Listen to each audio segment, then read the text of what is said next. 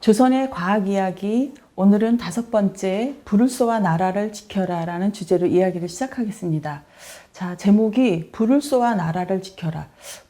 전쟁 때 이야기인 것 같죠? 조선시대에 어떤 로켓을 만든다거나 이런 것들을 이제 조선시대의 화학에 대한 이야기를 하도록 하겠습니다. 이것은 이제 영화의 한 장면이에요. 근데 뭔가 대포 같은 것에서 막 불길이 나오고 막 그러죠. 그리고 막 수레 같은 걸 보니까 옛날에 있었던 일인 것 같아요. 그리고 뒤에 배경에 뭔가 설계도 같은 것도 나와 있죠. 그리고 이제 주인공이 열심히 무게를 달아서 뭔가를 제조를 하는 그런 모습이 보여요. 자, 이것은 이제 예전에 있었던 신기전이라고 하는 우리나라 영화였어요. 제 영화의 포스터의 한 장면인데요. 자, 신기전이라는 것은 뭐냐면 귀신 신자에다가 이 기는 기계할 때 기자예요. 그리고 전은 화살 전자예요. 그래서 신기한 귀신 같은 어떤 화살을 쏘는 기계라는 의미로 되는 거예요. 근데 이 화살에 쏘는 기계가 보니까 불이 막 있잖아요. 불화살이었던 거죠. 그럼 조선시대에 불화살이 뭔가, 여기 보면은 그 수레 같은 데 보면 화살이 쭉 꽂혀 있잖아요. 조선시대에 그런 화약 같은 거. 자, 화약은 우리나라에서 누가 처음 만들었었죠? 여러분이 잘 알다시피, 모를 수도 있나요? 그 고려시대에 최무선이라는 사람이 이제 화약을 개발을 했다. 그랬는데 이제 조선이 되면서 이 화약을 가지고 이렇게 무기로도 썼지만 그 외에 불꽃놀이 같은 용도로도 많이 썼었거든요.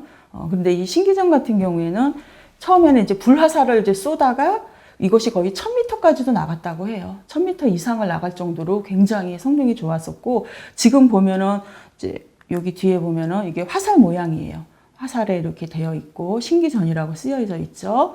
그 다음에 이것은 보면은 그 신기전을 만들게 된 설계도, 그래서 이렇게 수레를 만들고 화살을 꽂을 수 있는 판들이 쭉 나오죠. 그래서 이 화살도 조금 전에 봤었던 약간 작은 화살도 있고 큰 화살도 있는데, 작은 화살은 굉장히 많이 꽂을 수 있고, 중간 화살은 몇 개 정도 꽂을 수 있고, 큰 화살은 몇 개 정도 꽂을 수 있고, 그래서 이 안에다가 화약을 다 넣어가지고 이제 쏘아서 이제 터트리게 되는 그런 건데, 그 전에는 이제 화살만 쏘는 장치가 있었다면은 문종 이후에는 여기다가 이제 이거 수레, 화철을 개발을 해가지고 거기다가 더 많은 불화살을 꽂아서 쏠 수 있게 만든 이제 그런 기계 장치입니다. 그래서 이런 그 로켓식 화포 같은 경우에는 우리나라가 세계에서 최초로 만든 거라고 해요. 서양보다도 300년이나 앞섰다고 이야기를 합니다. 대단히 자랑할 만한 그런 유물이죠. 그래서 이거는 약간 복원도처럼 만든 건데, 실제 모양을 보면 이렇게 수레에다가 저 화살을 꽂을 수 있는 판을 이렇게 만들어서 저 구멍마다 신기전이라는 화살을 넣고 여기다 불을 붙여서 이제 쏘게 되면은 이것이 날아가 가지고 이제 불을 쏘고 폭발을 시키는 그런 장치라고 보시면 되겠습니다. 자, 그렇다면 이 화살에 들어가는 화약은 어떻게 만들까? 조선시대에는 이렇게 진흙을 이렇게 잘 정제를 해가지고 화약을 만들었다고 해요. 그래서 진흙을 정제해서 화약을 만드는데 지금처럼 굉장히 다양하게 화약이 있었던 건 아니고, 보통 흑색 화약이라고 해서 대충 한 종류 정도 이렇게 됐다고 하는데, 이제 질산염에다가 진흙에다가 거기다가 유황 같은 거를 조금 숟가루 이런 것들을 좀 섞어가지고 이거 비율을 맞춰서 70대, 20대, 10 이런 비율로 만들어서 이제 화약을 만드는데, 어떤 것에 대한 비율을 높이느냐에 따라서 폭발력이 더 강해질 수도 있고 그렇게 됐겠죠. 그리고 이제 버드나무, 재, 그런데 이 화약을 만들 때 쓰는 재료들은, 우리는 지금 화약을 만든다 그러면 이런 화학 약품 파는 데 가서 사다가 그람수 맞춰갖고 제조를 하면 되겠지만, 조선시대에 화학약품 파는 그런 가게 같은 데는 없잖아요. 그래서 이런 정교한 기술을 가지고 만드는 데는 보통 진흙을 정제를 하는데, 그 마루 밑에 있는 오래된 진흙, 그러니까 다른 이물질이 섞이지 않은 그런 거겠죠. 그 다음에 오줌, 그 다음에 대나무 또는 버드나무를 태운 숯, 이런 것들을 정제해서 그런 용도로 많이 썼다고 합니다. 자, 그 다음에 이건 그림 조금 무섭게 생겼죠? 이 사람 모양 보니까 요즘 같아요. 마스크도 쓰고 있고 안경도 쓰고 있고, 조선시대에 있었던 비먹포라고 하는 일종의 포인데, 이것을 던져서 쓰는 그런 무기거든요. 근데 군인들이 이런 것들을 이제 던지는데 이것이 독약과 화학이 섞여서 뿌리는 그런 포인 거예요. 그러다 보니까 내가 이거를 던졌는데 내가 독약을 마시면 안 되잖아요. 그래서 이렇게 눈도 가리고 코도 가리고 입도 가리고 이렇게 한 것을 이제 상상도로 그려낸 거예요. 그래서 여기 보면은 비몽포가 그림으로 그려져 있는데 막 연기가 막 나고 있죠. 자, 비몽포에는 이제 보통 아까 제가 좀 전에 말했던 이런 화약들이 들어가기도 했는데 또 그 말고는 고추를 가지고 이용을 하기도 했대요. 고추를 갖고 어떻게 무기로 쓰지? 그랬는데 여러분 고추가 우리나라에 수입된 게 언제인 줄 아세요? 우리나라 김치에 고춧가루가 들어가기 시작한 게 그렇게 오래돼 있지 않았죠. 그래서 우리나라 고추에 대한 기록, 고추가 수입돼서 이제 식용으로 먹기 시작했던 것에 대한 기록은 조선시대에 최초의 백과사전을 쓴 이수광이라는 사람의 지봉유설이라는 백과사전 안에 들어 있습니다. 이 안에 보면 남만초, 남쪽에서 남쪽 오랑캐의 어떤 풀이라는 이름으로 됐는데 이 고춧가루가 가끔 사람을 죽이기도 한다. 그래서 누가 술에 타먹고 죽었다라는 이제 기록도 있고 다른 기록에 보면은 고춧가루를 이렇게 잘게 부숴가지고 그것을 불에 태우면은 그 연기로 인해서 질식할 수 있다. 그래서 보통 그런 전쟁을 할 때 적군들을 빨리 질식시켜서 죽게 하기 위한 용도로서 이제 고춧가루를 불에 태우는 거예요. 여러분도 아마 고춧가루 요리할 때 잘못 태우면은 엄청난 연기가 발생하면서 정말 숨을 못 쉴 정도로 힘든 그런 경우가 있는데 그런 경험을 해보지는 마시고요. 그래서 이제 고춧가루 같은 이런 것들도 옛날에 이제 독약으로 이제 쓰였는데 좀 전에 설명했던 비몽포 같은 경우가 이런 독약들을 넣어가지고 이제 발사를 시키는데 이걸 이제 맞게 되면은 이제 뭐 얼굴에 화상 같은 걸도 입고 그다음에 독약이 되기 때문에 독으로도 죽기도 하고 그래서 굉장히 위험한 살상 무기였다고 합니다. 그래서 이거는 좀 너무 위험하니까 뭐 쓰지 말자라는 말이 있었을 정도로 그렇게 됩니다. 자, 그다음에 요거 같은 경우에 이제 비몽포에 아까 사람이 들고 있었던 비몽포 그림인데 이것은 실물이에요. 그래서 비몽포 이 안에다가 이런 독약 화약 같은 거를 넣어가지고 이걸 쏘게 되는 그런 장치를 뜻하는 겁니다. 근데 요거 크기가 뭐 이렇게 조금 더 큰 것도 있고 작은 것도 있고 그렇다고 해요. 자, 요거 그림을 보면은 막 한문으로도 써 있고 그림에 보면은 뭔가 횃불처럼 이렇게 막 찬란하게 뭐가 나오고 있죠. 예. 이것도 조선시대 이제 무기를 이제 기록해 놓은 이런 책에 나와 있는 건데 만드는 방법, 그다음에 들어가는 뭐 화학 약품들, 그다음에 사용서 이런 것들 나왔고 그것을 이제 그림으로도 설명을 해 놓았어요. 이거는 이제 이름이 되게 좀 어렵기는 한데요. 이제 찬혈 비몽포라고 이야기를 하는 거예요. 이 찬혈이라는 게 뭔가 확 흩어진다는 그런 의미로도 쓰이는 건데 이것은 보면은 그 바람을 이용해서 이 안에다가 독성이 있는 독가루를 넣어가지고 그거를 이제 뿌리게 이렇게 총처럼 이제 쏘아가지고 이제 뿌리는 건데 밑에 나와 있는 이제 동그란 모양 이런 거 같은 경우에는 이제 대나무 통으로 만든 거여서 대나무 통으로 만들어서 그 안에다가 이제 독약 이런 것들을 넣어가지고 이것을 이제 뿌리게 되면 한 방만 쏘아도 사방으로 쫙 퍼져가지고 적군들이 이제 숨을 못 쉬게 되고 이제 질식하게 되는 그런 일들이 있다고 합니다. 그래서 이런 무기들에 이용하는 것으로 이제 화학약품들을 많이 사용을 했었고 또 하나 이것은 매화법이라고 글씨가 써져 있는 건데 마치 뭐 창 여러 개를 겹쳐놓은 것처럼 보이죠?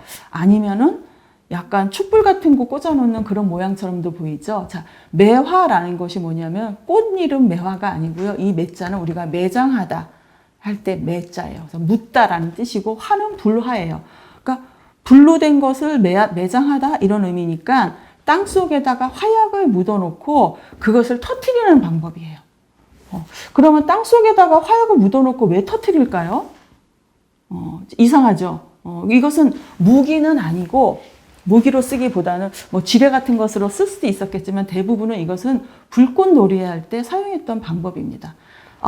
불꽃놀이는 요즘에만 있었던 것이라고 생각하기 쉽잖아요. 왜 우리 한 10월쯤 되면 서울 세계 불꽃축제 이런 거에서 막 한강 주변에 사람들 모여서 막 불꽃 구경하고 그러는데 조선시대에도 불꽃놀이를 했었어요. 특히 이제 뭐 태종하고 세종이 그렇게 불꽃놀이를 좋아했다고 하고 세조도 완전히 불꽃놀이에 이제 매료가 돼가지고 불꽃놀이를 자주 했다고 하는데 근데 이제 원래 이런 불꽃놀이를 하려면 여러분 그 서울 국제 불꽃 축제 이런 거 할 적에 하나그룹에서 이걸 주도를 해서 많이 주최해서 하잖아요. 하나그룹이 하나화학이라고 해서 이런 불꽃 재료 화학 그런 것들을 많이 하는 회사거든요. 그래서 이것은 주로 화학과 관련된 것이지요. 그런데 조선시대에 불꽃놀이를 할 이유가 도대체 뭐가 있겠어요? 그리고 불꽃놀이를 하려면은 얼마만큼 불꽃놀이를 멋있게 한 것인가를 보여주려면 비용도 많이 들고 기술도 많이 필요해요. 그래서 여러분 그 서울국제 불꽃놀이 대회 보면은 나라별로 다 참여를 하는데 뭐 엄청나게 많은 화약을 쏘면서 많은 화려한 그림과 막 물량공세 이런 거 하죠. 그거서 보통 옛날에 불꽃놀이 할 때 쓰는 화약 기본적인 거 한 발 쏠 때 20만 원씩이 그냥 날아가는 거라고 그래요. 그러니까 큰 불꽃놀이 한 번 볼 때마다 몇백, 몇천, 몇 억이 막 날아가는 거죠. 그래서 비용도 많이 들고 또 돈만 있다고 되는 게 아니라 그만큼의 기술도 필요했던 거죠. 근데 조선시대에 그런 기술이 있었던 거예요. 그래서 이제 어쩔 때 주로 이제 이런 불꽃놀이를 하냐 하면은 명나라에서 중국에서 사신이 오면 불꽃놀이를 하는 거예요. 그래서 이 불꽃놀이 하는 이유가 환영합니다 라는 의미도 있고 우리나라 대단하지 라는 나라의 어떤 위엄을 보여주기 위한 것들도 있어요. 근데 한 번은 사신이 와서 아니 조선의 기술이 왜 우리 명나라보다 더 훌륭하지? 니네들 어떻게 이렇게까지 잘할 수 있는 거야? 기술 좀 줘봐봐. 그런데 이것은 불꽃놀이는 우리가 재밌는 놀이다라고 할 수도 있는 거지만 또 하나는 뭐예요? 무기를 만들 수 있는 기술이 되기도 하잖아요. 그러니까 이런 중요한 무기 만드는 기술을 외국에 유출시킬 수 없겠죠. 그래서 나중에는 조선왕조실록에서 왕들이 이야기를 해요. 명나라 사신이 와서 우리나라한테 기술을 보여달라고 할 수도 있고 기술을 공개하라고 요구할 수도 있으니까 이번에 불꽃놀이 하지 마. 그렇게 얘기를 해요. 그리고 하더라도 그래도 사신이 났는데 어떻게 불꽃놀이를 안 합니까? 그러면 하더라도 불꽃놀이 이렇게 약간 초급 단계만 해. 너무 고기술을 보여주지 마. 그러면 우리의 정보가 나갈 수도 있어 라고 해서 오히려 기술을 이렇게 감추었다는 그런 이야기들도 있고 그 다음에 이제 뭐 일본이나 유구국이라고 해서 지금의 오키나와에 해당하는 곳이에요.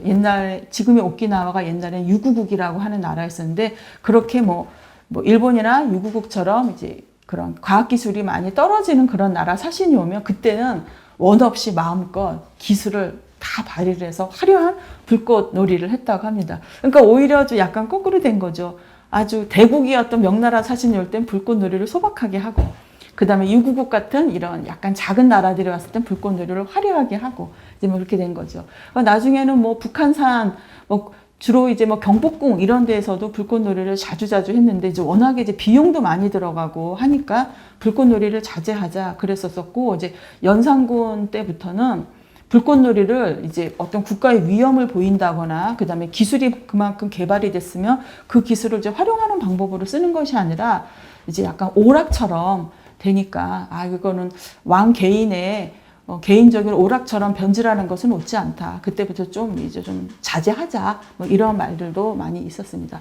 그래서 일반 백성들도 불꽃놀이 구경하고 싶겠죠. 그래서 불꽃놀이 구경하는 또 행사가 있었어요. 그러면 그것을 관화, 볼 관자에 불꽃화, 그래서 불꽃놀이를 본다. 이렇게도 하고 화희라고 해서 불꽃 연극이라고도 해갖고 왜 불꽃도 그냥 막 뿌리는 게 아니잖아요. 불꽃놀이 할 때 보면 어떤 주제가 있어요. 주제가 있어서 꽃 모양으로 한다던가, 강물이 흘러가는 모양으로 한다던가 이런 식으로 주제를 가지고 일종의 공연을 하는 것이기 때문에 불꽃놀이 연극이라고 해서 화희라는 말로도 용어로도 많이 썼었습니다. 또는 이제 화붕이라고도 했는데 이것은 뭐냐면 지금 그림에 나와 있는 것은 약간 이게 창살 두 개를 겹쳐놓고 삼지창처럼 이렇게 겹쳐놓은 것처럼 보이지만 어떤 경우에는 이런 난간 같은 거를 크게 설치를 해요. 무대에 설치를 해갖고 거기에서 막 화려하게 쏘아서 나갈 수 있도록 만들었기 때문에 그것을 이제 붕이라고 하거든요. 일종의 다락, 뭐 누각 같은 게 만드는 건데, 그래서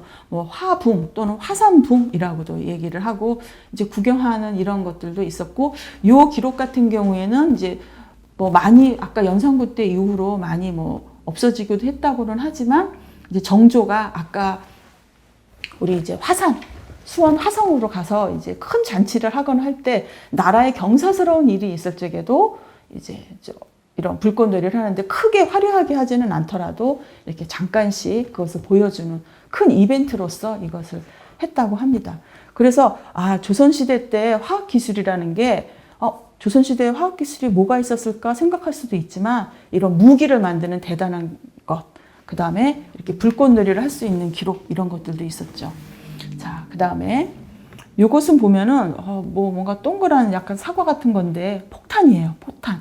그래서 우리가 포탄이라고 많이 이야기를 하죠. 그래서 이것은 비진천례라고 해서, 비는 날아갈 비자예요. 그 다음에 이 진은 번개 진자.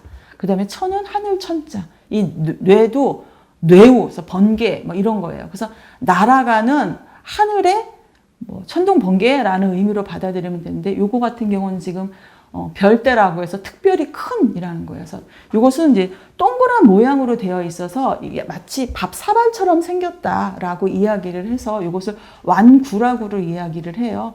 이것을 밥 사발처럼 동그란 요 구멍 안에다가 이제 뭐예요? 화약 같은 걸 넣겠죠. 화약 같은 거를 넣어가지고 이것을 이제 발사를 하면 이 화약이 이 폭탄이 뚝 떨어지면서 이제 폭발을 하는 건데, 여기에는 주로 어떤 걸 넣냐면은 작은 돌 갈아서 넣고 거기다가 철들을 잘라가지고 파편을 만들어서 그 안에 넣은 다음에 그걸 던지는 거예요. 그럼 얘가 땅에 떨어지면서 폭발을 하면서 이 철 조각들이 사방으로 쫙 퍼지겠죠. 그러니까 엄청난 살상 무기가 되는 거예요. 그래서 이것은 상당히 이제 위험한데, 우리나라에서 이것을 창안을 했지만 이거 역시도 너무 위험하다. 왜냐하면 아주 작은 철편 조각 하나가 사람의 목숨을 이제 뺏어가고, 그러니까 이거는 이제 임진왜란 때도 뭐 사용을 했다는 이제 기록도 있긴 하는데, 그 이후에 많이 쓰지는 않았다고 해요. 많이 쓰지는 않았는데, 그만큼 이제 조선시대에는 이런 화학기술을 가지고 무기장치를 많이 만들었는데, 우리나라 같은 경우에는 전쟁이 많이 있었잖아요. 이제 가장 큰 전쟁이라고 하는 임진왜란도 있었고, 그 다음에 뭐 병자호란도 있었고, 막 그랬는데, 꼭 그런 큰 전쟁이 아니더라도 이런 어떤 무기를 많이 만들고 개발을 해야 되는 필요성이 있었어요. 왜 그랬을까요? 우리나라의 지리적 위치 때문이죠. 위쪽으로는 중국과 붙어 있고, 중국이 큰 나라이기 때문에 뭐 우리나라랑 뭐 크게 전쟁을 할 일은 없지만, 중국 위쪽에 보면 뭐 우리가 알고 있는 뭐 여진족이라든지 뭐 말갈족이라든지 하는 식으로 이제 그 위에 원래 몽골족이 있었잖아요. 그런 사람들과 늘 이제 국경을 대고 있으면서 전쟁의 위험에 늘 노출되어 있는 거죠. 그러니까 실제 뭐 임진왜란이나 병자호란처럼 큰 전쟁을 하지는 않더라도 늘 그런 전쟁에 대비해서 이런 것을 끊임없이 새 기술로 버전업을 시켜야 했었어요. 그래서 계속 끊임없이 기술 개발을 했었고, 이런 그런 뭐 폭탄이나 이런 화학 병기 같은 것을 만들 수 있는 전문 기관이 있었어요. 전문 기관이 있었고, 그런 기관에서 이것을 개발을 하고 이것을 다 기록으로 남겨서 나중에라도 언제라도 활용할 수 있도록 그렇게 만들었었습니다. 그 다음에는 그렇게 아까 말했듯이 불꽃놀이처럼 왕실의 위험을 나타내고 어떤 국가의 이런 것들을 할 수 있도록 그런 새로운 그런 불꽃놀이 기술을 만드는 그런 방법들도 이제 국가기관에서 했었는데, 나중에 이제 이런 병기도설이라고 하는 이런 책에도 이제 이런 것들이 잘 등장을 하고는 있지만, 그 이후에는 우리나라가 이제 전쟁할 일도 많이 없어지고, 이런 기술들은 점점 개발이 됐었지만, 이제 활용하는 상태들은 점점 약해지기는 했다고 합니다. 그리고 이제 뭐 임진왜란 이후로는 큰 전쟁이라고 할 수 있을 만한 것은 없었죠. 예를 들어 병자호란 같은 경우에는 크게 전쟁을 했다기보다는 좀 일방적으로 당했던 이제 그런 것이기 때문에, 그래서 주로 지금 보여드렸던 이런 큰 그런 화학 무기들 같은 경우에는 임진왜란 때 주로 이제 사용이 됐었고, 임진왜란 이후에도 이것이 끊임없이 신버전으로 많이 개발이 됐었다는 것을 알 수 있습니다.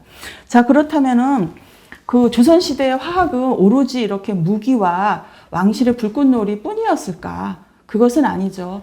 우리가 전 시간에 했었던 그 법의학 같은 데서 나왔었던 화학 기술들도 있었죠.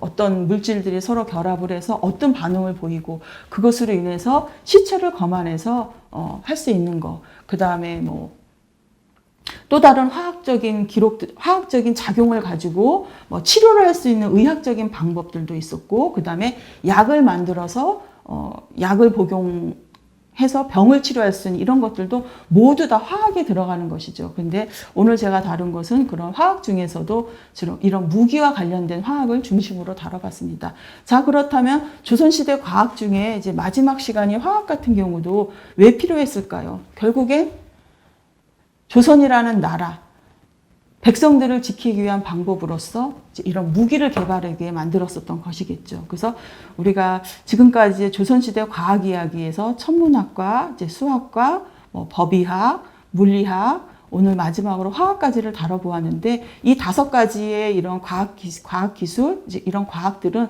서로 각각 떨어져서 존재하는 것은 아니었습니다. 예를 들어서 뭐 천문학의 발달과 수학 기술의 응용으로 아주 정교한 시계나 달력을 만들어낼 수도 있었던 것이고, 그 다음에 이런 화학 기술을 통해서 무기를 만들기도 하고, 그 다음에 이런 법의학 관련된 것들을 할 수 있기도 하고, 그 다음에 의학을 발전시키기도 한 것이었죠. 그래서 조선시대에 우리가 과학이 과연 있었나, 또는 조선시대의 과학은 굉장히 수준이 약간 좀 낮을 것이다라고 했었다면 그렇지 않다. 조선시대 과학도 그 시대에 맞춰서 특히 첨단의 과학기술들이 그 당시의 기술로서는 뛰어나게 존재했었고 끊임없이 개발됐었다. 그래서 지금 우리나라는 이제 조선이라는 나라는 끝나고 이제 대한민국이 있지만 조선시대에 뛰어났던 그런 아까 말했던 세계에서 2번째, 뭐 세계에서 1번째 이런 과학기술들을 이용했었던 그런 기술들을 잘 받들어서 우리도 현대사회에 잘 응용할 수 있으면 좋겠습니다. 이것으로 조선의 과학 이야기를 모두 마치도록 하겠습니다. 감사합니다.